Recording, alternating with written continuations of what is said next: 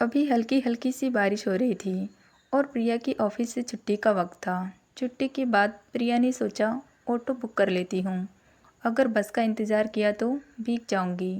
प्रिया ने एक ऑटो वाले को रोका और उसे कहा, भैया क्या आप मुझे बाराबंकी छोड़ सकते हो? उस ऑटो वाले ने वहाँ जाने से मना कर दिया।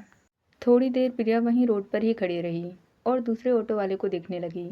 तभी उसके सामने एक बाइक वाला आकर खड़ा हो गया।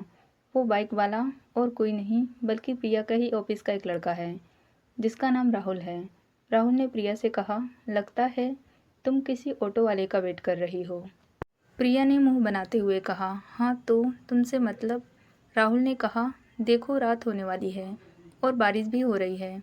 बारिश के टाइम पर यहाँ से शायद ही तुम्हें कोई ऑटो वाला मिले क्योंकि आगे से रास्ता ख़राब है। अच्छा यही होगा कि तुम मेरे साथ चलो।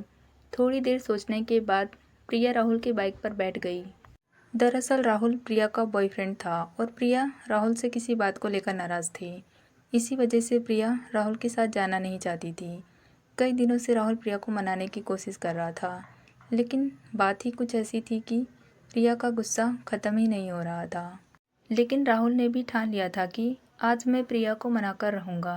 रास्ते में राहुल को एक भुट्टा वाला दिखा। राहुल ने उस भुट्टे वाले के पास अपनी बाइक रोकी और भुट्टे वाले से 2 भुट्टा लगाने को कहा। प्रिया मुंह फुलाकर बोली, मुझे घर जाना है। राहुल ने स्टाइल मारते हुए कहा, रुको ज़रा, इस बारिश के मौसम में मुझे इस भुट्टे का आनंद लेने दो।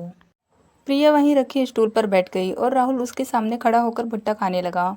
राहुल ने प्रिया को भुट्टा देते हुए कहा, लो तुम भी भुट्टा खा लो, बहुत टेस्टी है। वैसे तो प्रिया के मुंह में भी भुट्टा देखकर पानी आ रहा था, लेकिन उसने राहुल से कहा, मुझे नहीं चाहिए। राहुल प्रिया को ललचाते हुए अपने भुट्टे का मज़ा ले रहा था।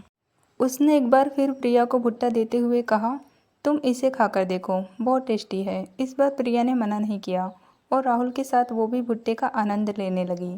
थोड़ी ही देर में बारिश और तेज हो गई। प्रिया और राहुल दोनों पूरी तरह से भीग गए।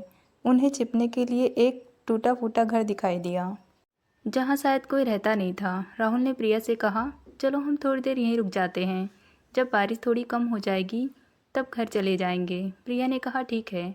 दोनों भागकर उस घर की तरफ गए। राहुल ने जब प्रिया की ओर देखा तो प्रिया ठंड से काँप रही थी। राहुल ने तुरंत अपनी जैकेट उतारकर प्रिया को पहना दिया। तभी एक तेज बिजली कड़की और प्रिया राहुल से जाकर लिपट गई। उस वक्त दोनों अपना होश खो बैठे और एक दूसरे के इतने करीब आ गए कि 2 से 1 हो गए। कुछ देर इन दोनों का रोमांस चलता रहा। तभी एक बार फिर से बिजली कड़की और दोनों होश में आए। होश में आते ही प्रिया ज़ोर ज़ोर से रोने लगी। वो रो रो कर बस यही कहे जा रही थी कि अब मैं किसी को मुंह दिखाने लायक नहीं रही। राहुल ने उसे समझाते हुए कहा, तुम चिंता मत करो, मैं इस बारे में किसी से कुछ नहीं कहूँगा। उसने प्रिया को चुप करवाया और प्रिया को उसके घर पर छोड़कर आया। कुछ दिनों तक प्रिया उस बात को भुला नहीं पाई, लेकिन धीरे धीरे सब कुछ नॉर्मल हो गया। एक दिन प्रिया ने राहुल से कहा कि हम शादी कब करेंगे। राहुल ने प्रिया से कहा कि हम बहुत ही जल्द शादी करेंगे। दोनों ने अपने अपने परिवार वालों से अपने इस रिश्ते के बारे में बता रखा था। दोनों के परिवार वालों को इनके इस रिश्ते से कोई ऐतराज़ नहीं था। प्रिया ने अपने दिल में राहुल के साथ बिताए हर एक हसीन लम्हे को कैद करके रखा था। सब कुछ ठीक चल रहा था इनकी लाइफ में, लेकिन एक दिन अचानक राहुल ने यहाँ से जॉब छोड़ने का फ़ैसला कर लिया। जब प्रिया ने उससे जॉब छोड़ने का कारण पूछा तो उसने प्रिया से कहा, मेरी लखनऊ शहर में एक बहुत ही अच्छे पोस्ट पर गवर्नमेंट जॉब लगी है, इसलिए मैंने ये जॉब छोड़ने का फ़ैसला किया है।